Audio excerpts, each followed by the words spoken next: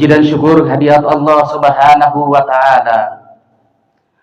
Pada kesempatan yang mulia ini, Allah senantiasa memberikan taufiknya kepada kita semua. Kita semua bisa hadir menunaikan kewajiban-kewajiban kita sebagai warga negara Indonesia, menghadiri upacara bendera dalam rangka peringatan Hari Guru Nasional 2024. Kita berdoa kepada Allah Subhanahu wa Ta'ala, semoga guru-guru kita senantiasa selalu memberikan kemaslahatan dan kemanfaatan kepada kita sampai dengan hari kiamat. Amin ya rabbal alamin. Dan bagi guru-guru kita yang sudah meninggal dunia, semoga apa yang sudah diajarkan kepada kita semua itu semua bisa menjadi amal jariahnya di sisi Allah Subhanahu wa Ta'ala. Amin ya rabbal alamin. Guru adalah sumber inspirasi. Guru adalah sumber motivasi. Guru adalah sumber kebajikan dan kebaikan. Guru itu digugu dan ditiru. Guru adalah pahlawan tanpa tanda jasa. Saya mengingatkan pribadi sebagai seorang guru. Saya mengingatkan kepada kita semua sebagai seorang guru. Dan saya mengingatkan bagi kita semua yang bercita-cita ingin menjadi seorang guru. Ada 3 prinsip yang harus melekat dalam diri kita. Ada 3 prinsip yang harus ada dan harus kita miliki. Sehingga 3 prinsip ini menjadi karakter, bahkan bagian yang tidak pernah terlepas dalam hidup dan jiwa kita. Prinsip yang pertama, kita yang sudah berkomitmen menjadi seorang guru. Prinsip yang pertama, mendidik dengan hati. Mendidiklah dengan hati. Hati yang ikhlas karena Allah Subhanahu wa Ta'ala. Hati yang bersih, yang tidak ada dengki, tidak hasad dalam dirinya. Hati yang penuh dengan peduli kepada anak didik kita. Hati yang penuh kedamaian dan keharmonisan.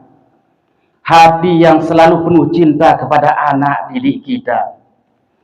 Ketika kita mendidik anak didik kita dengan penuh hati dan sepenuh jiwa kita, maka insya Allah pada masa-masa yang akan datang, mereka akan menjadi generasi yang kuat, generasi yang hebat, generasi yang sukses pada masa-masa yang akan datang. Contohilah Rasulullah Sallallahu Alaihi Wasallam. Beliau mendidik para sahabatnya dengan sepenuh hati. Di sebuah rumah kecil, di sebuah rumah mungil, di sebuah rumah yang dikenal dengan rumah Al-Arqam bin Al-Qam. Pada waktu itu fasilitas tidak ada.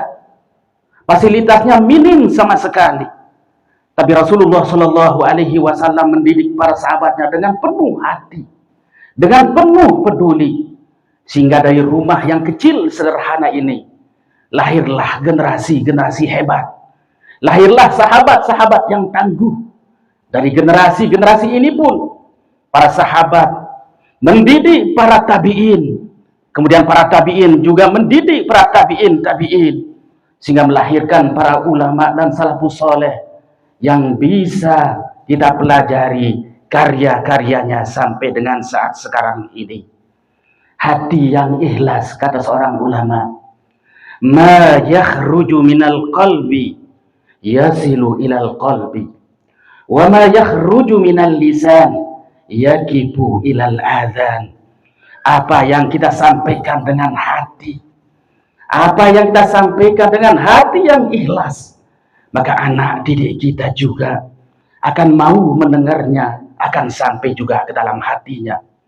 Tapi apa yang kita sampaikan karena niat dan obsesi kita adalah materi dan sebagainya, apa yang kita sampaikan hanya sekedar lewat lisan kita, maka akan sampai kepada anak didik kita hanya sekedar di telinganya saja. Maka pesan saya yang pertama sebagai seorang guru, mendidiklah dengan sepenuh hati. Hadirin hadirat Dewan Guru yang sama-sama kita cintai. Kemudian prinsip yang kedua, mengajarlah dengan cinta. Cinta identik dengan pendekatan. Cinta identik dengan kerinduan. Cinta identik dengan kasih sayang. Ibaratnya orang tua mendidik anaknya dengan penuh rasa kasih sayang, dengan penuh cinta, dengan penuh kerinduan. Apabila kita sebagai seorang guru mencintai tempat ngajar kita, mencintai pelajaran kita, kita sebagai seorang guru mencintai anak didik kita, maka saya yakin generasi-generasi yang kita ajar dan didik pada saat ini, masa depan mereka akan menjadi masa-masa depan yang penuh dengan simpati, penuh dengan empati, dan penuh dengan prestasi. Imam Syafi'i pernah punya murid.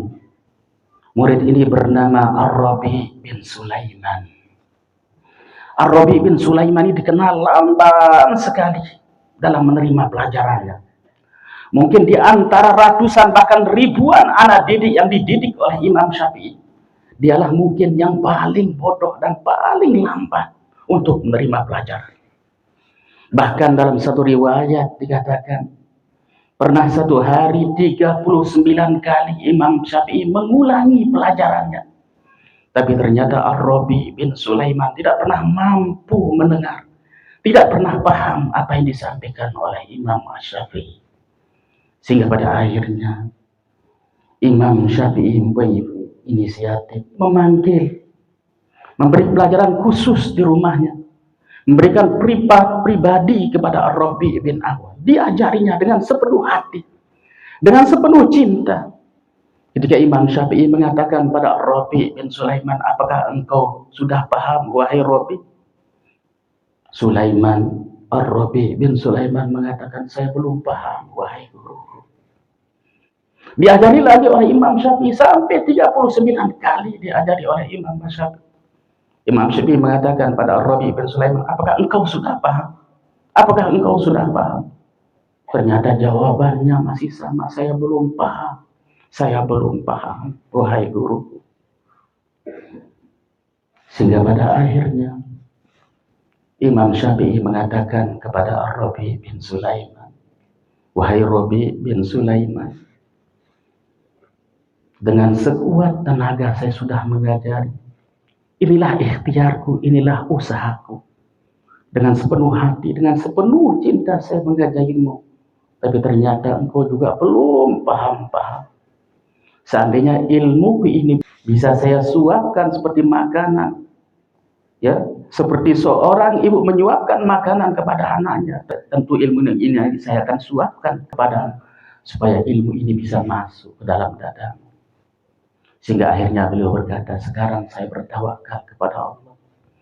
Saya cuma punya doa, dan mudah-mudahan doa ini yang membukakan hatimu bisa menerima ilmu dari Allah Subhanahu wa Ta'ala. Kemudian setelah itu, karena nasihat ini begitu berharga, penuh motivasi dan penuh hati dan penuh cinta, akhirnya Ar-Rabi bin Sulaiman tekun belajar.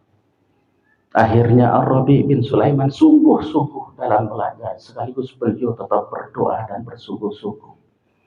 Sehingga pada akhirnya Ar-Rabi bin Sulaiman menjadi ulama besar, ulama yang kita kenal, ulama yang kita pelajari karya-karyanya sampai dengan saat sekarang ini.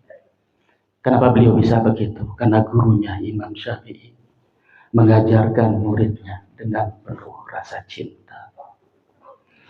Kemudian prinsip yang ketiga, menginspirasilah dengan karya. Menginspirasilah dengan karya.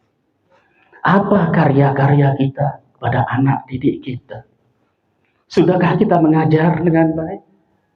Sudahkah kita mengajar nilai-nilai sikap adab akhlak kepada anak didik kita?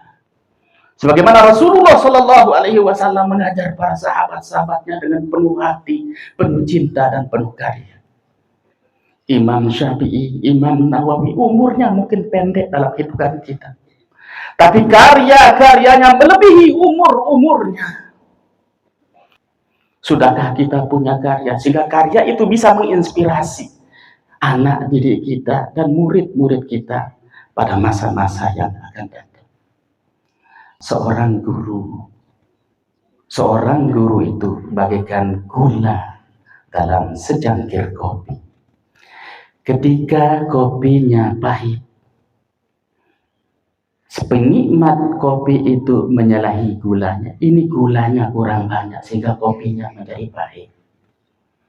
Ketika kopi tersebut terlalu manis, penikmat kopi itu menyalahi, kenapa ini kopinya terlalu banyak sehingga diabetes saya dan asam urat saya kambuh.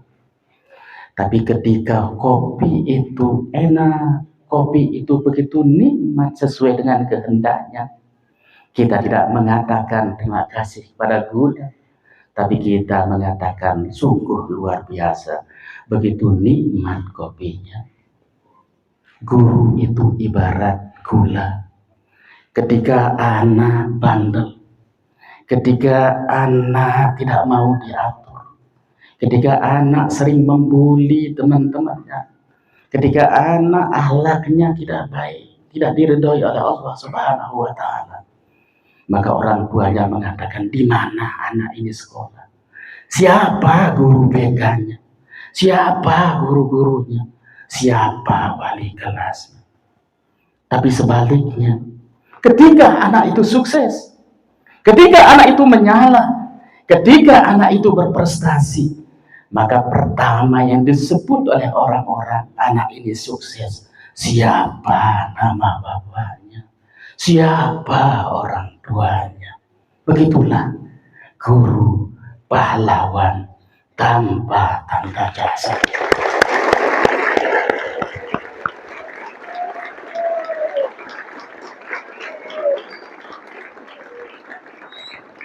Terakhir, saya pesan kepada santriwati. Pesan ini saya sampaikan dengan penuh rasa cinta, dengan penuh sepenuh hati saya. Pesan saya. Pesan yang singkat, pendek, tapi insya Allah syarat makna. Dengarkan, satu saja pesan saya. Bagi santriwati as-sahwah al-islamiyah, satu saya pesan saya. Jangan pernah